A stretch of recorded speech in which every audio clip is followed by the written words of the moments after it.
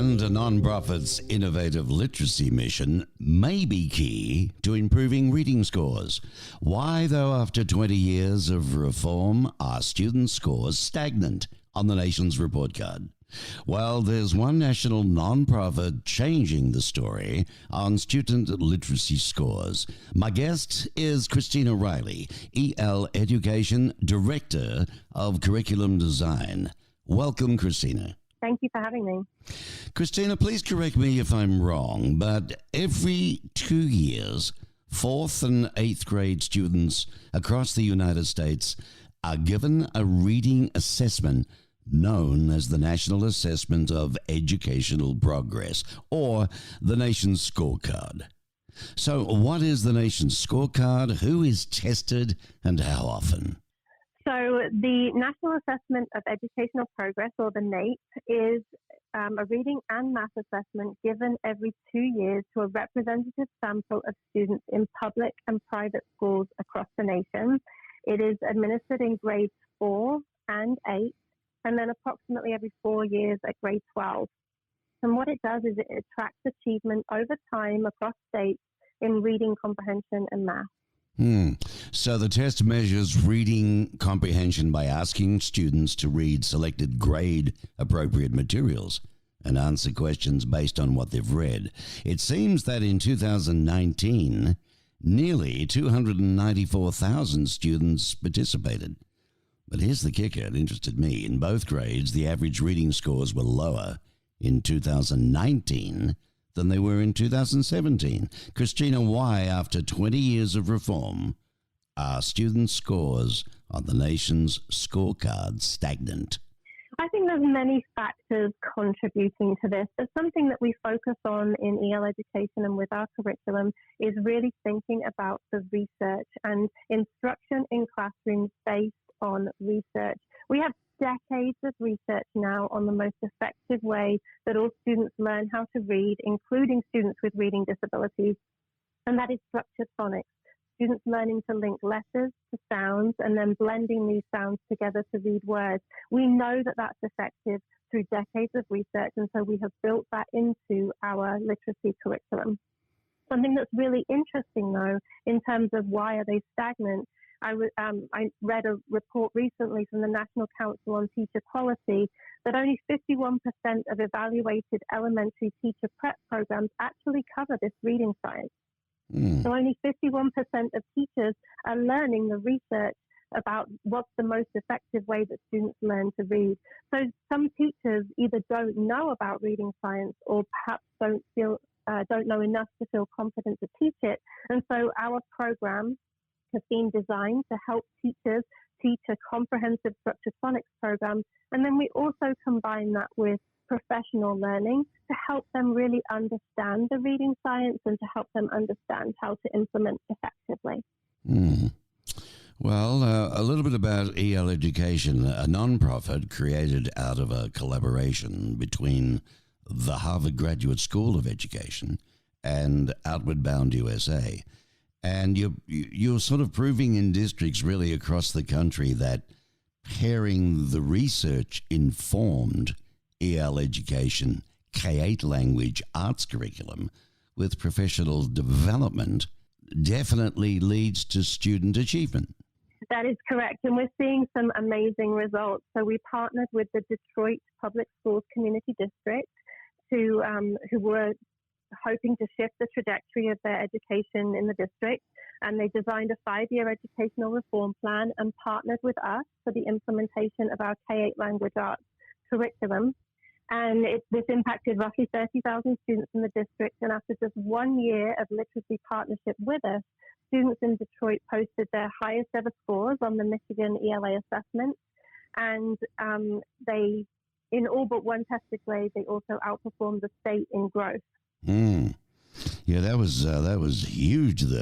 Detroit has emerged as a model for what, resilience and results by the looks of things. We talked before of the Outward Bound USA and the graduate school, the EL Education K language arts curriculum. Here's a good example: a recent study of K2 students in a large district in Tennessee examined the impact on student literacy achievement of the EL education K2 ELA curriculum. Now, the study found schools that implemented the skills block and modules, two components of EL education's curriculum, with EL education support, they had a significantly higher student achievement compared to a matched national comparison group. So what do you what's behind that? What do you attribute that to? I would attribute it to a number of things. One of them is a high quality curriculum. One of them is the professional learning that accompanies that high quality curriculum. We work with teachers and school leaders to ensure that the curriculum is being implemented with integrity and to also improve classroom practice. And then another thing that I'd attribute it to is that our curriculum focuses not just on mastery of skills and knowledge, but also on building habits of character, so helping students to become effective learners and ethical people who contribute to a better world. And also it focuses on high quality work. So those three dimensions of student achievement and that three-dimensional approach, I believe, helps to raise student achievement. That's excellent. I mean, it's excellent work for the students, for commerce as a whole, and, for America. You're a non-profit, not-for-profit. I guess you've got to do all the things that every other not-for-profit does to raise funds. That's absolutely correct, yes. Okay. Finally, a 5-year independent study of 12,000 students from 70 schools and 18 districts across the U.S. found that teachers improved their classroom teaching and students achieved higher scores on their state tests in schools, combining EL education's curriculum and professional development. This is pretty cool. Economically disadvantaged students made up 71% of students. They were economically disadvantaged. Christina, tell us about EL education, how you're working to improve literacy overall. What's the big goal in the ensuing years that you see? So our goal really is to empower teachers to transform schools in diverse communities across the US. And like I said, we do that through our three-dimensional vision of student achievement. And that is embedded into the curriculum that we have. Our curriculum is a K-8 English Language Arts curriculum. It's free to download. It's free online. We also have a number of free resources, including videos, and we also have publications, books that teachers can buy to improve their practice. And we really want to inspire teachers to fulfill their highest aspirations and to motivate students to achieve more than they think possible. So this that's what you touched on before, is it? The Teacher Potential Project. That's what it's called. That's your goal.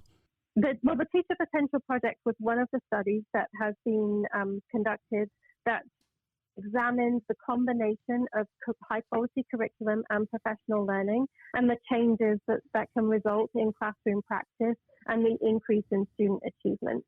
And actually this study, the findings of this study really countered the common understanding that professional learning doesn't make a difference.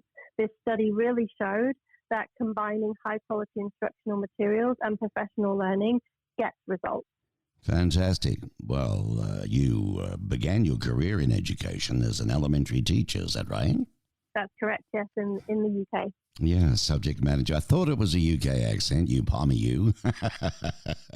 At public schools in the UK, that's the thing, listeners, between Australians and the Brits, because we have a lot of English good mum and dads and boys and girls all living in Australia, and we affectionately call them Poms. In fact, my grandparents came from England, so we're all Poms when it boils down to it. The schools in the UK. Now, you also hold a Master of Science in Education from California's State University, and you're living in Colorado. What about the two international schools in Japan? Tell us about that a little bit. So that really started my trajectory into curriculum design. I moved from the UK, where there is a national curriculum, to an international school in Japan where there actually wasn't a curriculum. I was given a set of novels on my shelf and told to design my curriculum from there. And so I realized, oh my goodness, this is actually a reality for many teachers, that they aren't given a high quality curriculum, and they have to not only prepare to teach, but also find resources. And so that set off a passion in me to become a curriculum designer and set me on this path. Well, you're meant to do it. I'm a great believer of that. If your soul can find the way of what you're meant to do, you're going to do really well at it, and you're going to love it. And it sounds like you do. Good on you. Now, look, where can my listeners, a little bit more information? Is that the one I've got here? Education. Let's have a look at it. HTTPS. So it's www.eleducation.org. Is that right? That's right. eleducation.org. Okay, so they can read a lot more about that and find out about that. That's information there. Christina Riley, currently the Director of Curriculum Design, overseeing curriculum design for EL Education, and was a lead designer on the nationally renowned EL Education English Language Arts curriculum. It's been a pleasure speaking with you. Keep up the good work, won't you, Christina? Thank you so much for having me. All right. Have a wonderful day. Goodbye now.